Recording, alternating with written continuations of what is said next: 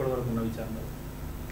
ఇమ్మడి రవి మనము అరెస్ట్ చేసి ఇంట్రాగేట్ చేసినప్పుడు అతను బీఎస్సీ కంప్యూటర్స్ చదివాడండి. వైజాగ్లో ఆంధ్ర యూనివర్సిటీలో చదివినట్టు మనకి ఇన్వెస్టిగేషన్లో చెప్పారు.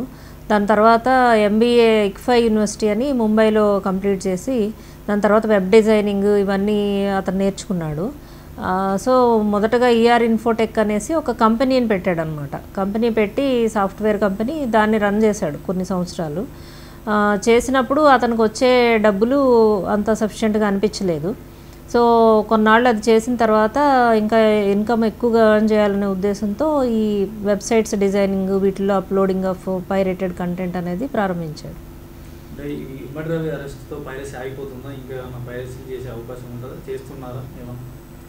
ఇమ్మడి రవి అరెస్ట్తో కానీ లేకపోతే ఇంకెవరిని ఎంతమందిని అరెస్ట్ చేసినా పైరసీ అనేది ఆగదు. ఎందుకంటే అది జస్ట్ లైక్ దొంగతనం, theft, any theft or robbery or burglary ఇవి మీరు ఎట్లా మనం ఆపలేకపోతున్నాము.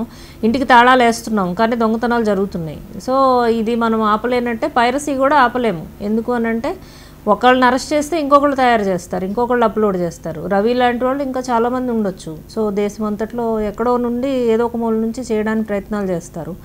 సో దానిని ఆపలేము మనము. కాకపోతే అలాంటివి చేయడం అనేది నేరం అనేది తెలుస్తుంది. చూడడం కూడా కరెక్ట్ కాదని ప్రజలు కూడా గ్రహిస్తారు.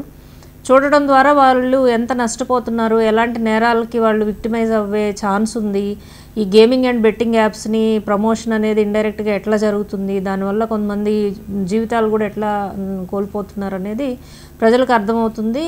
అది చూడడం అనేది తగ్గిస్తారు. ఈ పైరసీ చేసేవాళ్ళు కూడా ఈ యొక్క డెవలప్మెంట్స్ని చూసి కొంత వెనక్కి తగ్గడానికి ఛాన్స్ ఉంటుంది. ఎన్ని వెబ్సైట్లు నడిపిస్తున్నట్టు తెలిసింది ఇప్పుడు?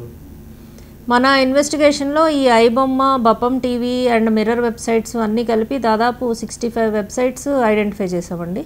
ఆ 65 వెబ్సైట్స్ కూడా డౌన్ చేయడానికి గవర్నమెంట్కి రాయడం జరిగింది. ఈ బెట్టింగ్ యాప్స్ కూడా ప్రమోట్ చేసి ఉంటారు కదా మనకు, 1xBet కానీ ఇంకా డిఫరెంట్ ఉన్నాయి, 1win కానీ.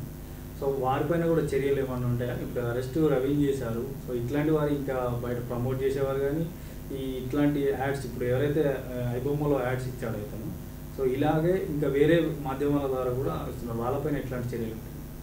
డెఫినెట్గానండి. ఆల్రెడీ మొన్న ప్రెస్ మీట్లో సిపి గారు కూడా చాలా స్పష్టంగా చెప్పారు. ఈ బెట్టింగ్ అండ్ గేమింగ్ అనేది మన కంట్రీలో ఆల్రెడీ ప్రొహిబిటెడ్. సో అది అందరికీ తెలిసిన విషయమే. అయినప్పటికీ కూడా ఈ వేరే వేరే ప్లాట్ఫామ్స్ నుంచి యాడ్స్ రూపంలో ఇంకా రకరకాల రూపాల్లో ఇది ప్రమోషనల్ యాక్టివిటీస్ అనేవి జరుగుతున్నాయి. దీనికి ప్రజలు, అమాయకమైన ప్రజలు దానిలోకి వెళ్ళి ఊబిలో చిక్కుకుంటున్నారు.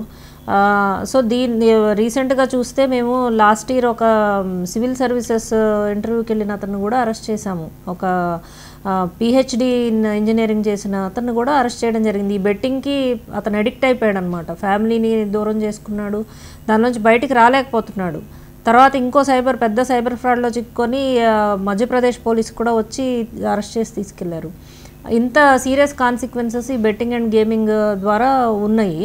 సో అందుకోసం వాళ్ళ మీద డెఫినెట్గా మేము చర్యలు తీసుకుంటాము. ఇప్పుడు రవి యొక్క మనీ ట్రయల్ ఎనాలిసిస్, అతనికి ఎక్కడి నుంచి వస్తున్నాయి, యాడ్స్ ఎలా జనరేట్ అవుతున్నాయి, యాడ్స్ నుంచి మనీ ఎలా సోర్స్ అవుతుంది, ఇవన్నీ కూడా తరోగా అనలైజ్ చేసి ఈ బెట్టింగ్ అండ్ గేమింగ్ వాళ్ళ వెనకాల ఎవరున్నారు ఇవన్నీ కూడా వెరిఫై చేసి వాళ్ళ మీద తప్పనిసరిగా చర్య తీసుకోవడం జరుగుతుందండి.